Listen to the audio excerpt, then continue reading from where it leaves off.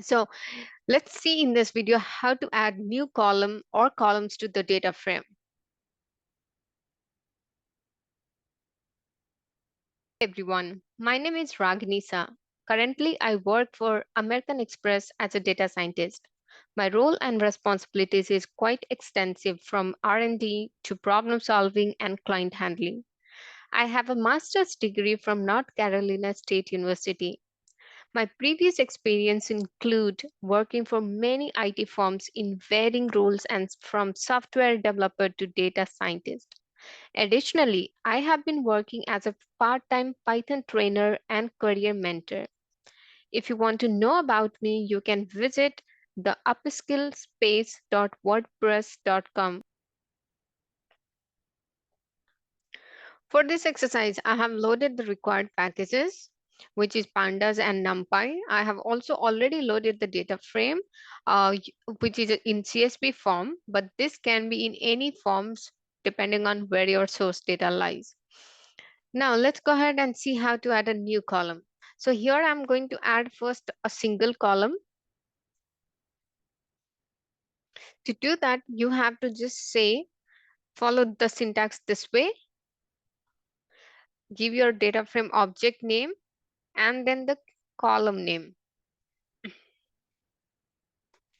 And then once you have done it, you have to just initialize it.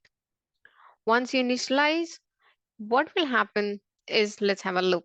In this case, let me create a new column called address, employee address. So I'm just going to say EMP, ADDR.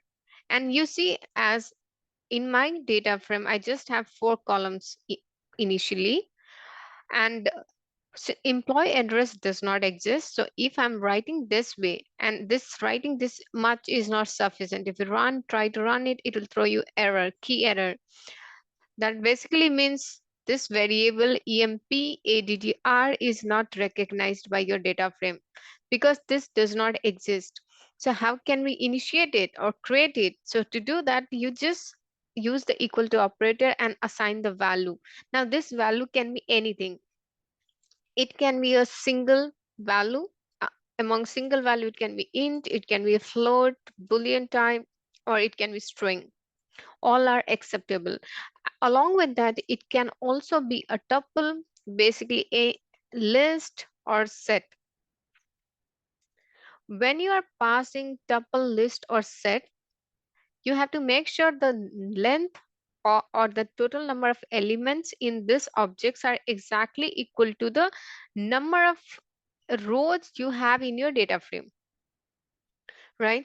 So and but when you are initializing with these 4 highlighted values, in that case you do not have to worry about the length matching. Data frame will automatically do the vector operation to for broadcast all the values across all the rows. So for time being, I do not have the address value as a list form or any iterable form. So I'm just, for our understanding, initializing it as a default address, which is a string. Once I did that, let's go ahead and check our data frame if we got that new column added, and have a look. We got that new column added with the default address as a value in each of the rows. So this is how you can add a single column to your data frame. But there could be cases where you have to add multiple columns at a time.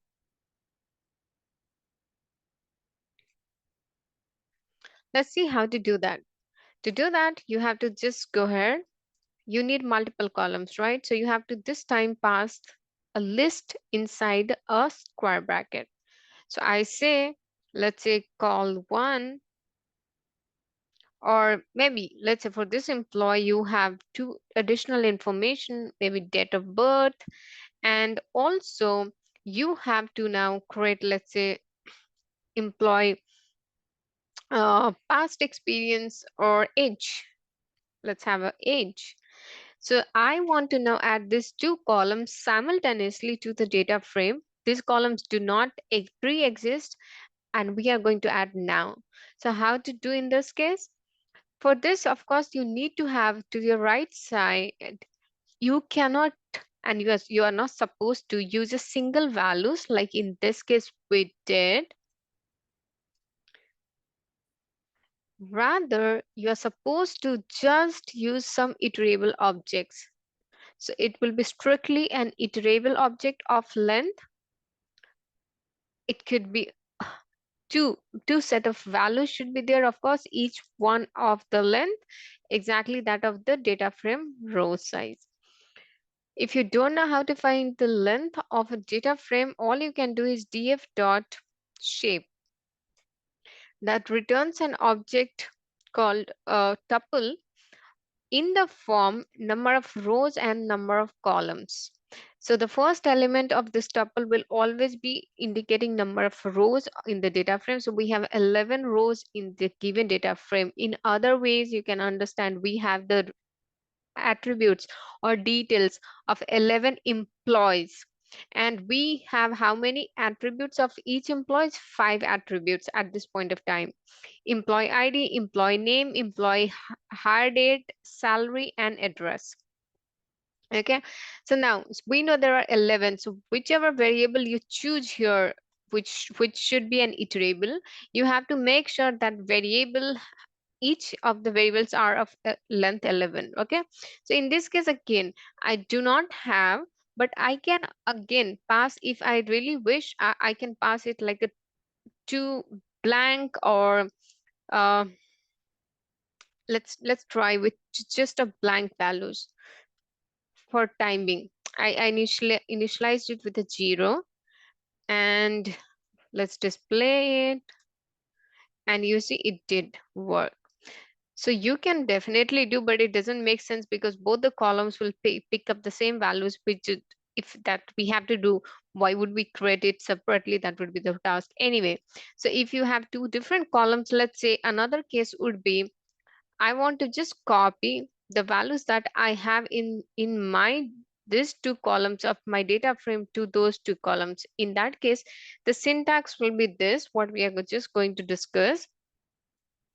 You can always argue about the values that will pop in, but we are just focusing right now on syntax. So what you can do is here, what I'm doing is I'm passing or copying rather. So, okay, this is an interesting thing to do. So see, at that time in block 6, these two columns were not created at that point of time. So when I assigned with 0, it just got created. But let's say if you already have a column, and in that case, if you try to reassign the values to the existing columns, it will override the previous values this way. Now, if you see here, now date of birth has same values as hire date, and employee age has same values as that of employee salary. So what happened in this time or in block 7, the columns creation operation did not happen, rather column manipulation or replacement operation happened. But yes, it follows quite similar syntax as that of for adding a new column. All right. Okay, so these are the ways you can add single or multiple columns in a data frame.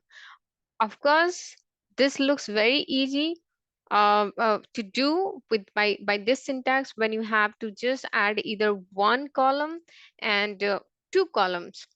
But ideally, this is not practically this is not recommended when you have more columns like 5, 6, 7, 8. Every time if you try to manually assign this way, this can be tedious task. So what could be a good way to do it?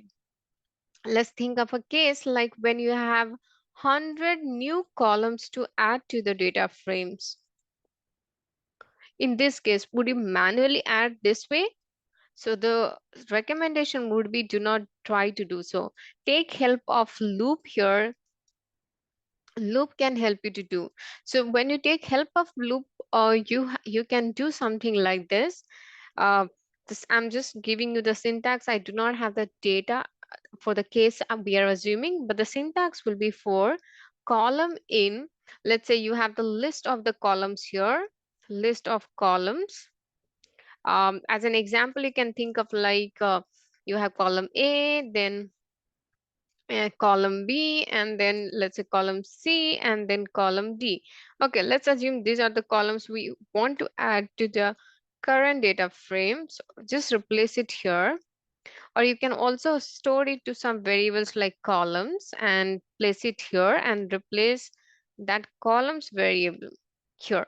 Okay, and then just get into the loop, and then you can write df, do not use a string here now, just pass the variable call, because call will by default will be string type. And go ahead, and what values do you want to assign? So okay, that you can choose anything. For time being, I'm just taking it as call. Same, yeah, so the column name value itself will be the value, or let's say for simplicity we assign with 0. So in this case, as you have noticed, as of now, we do not have any columns by the name A, B, C, D, but right after this operation or execution, these columns will be created with the values that I'm assigning here.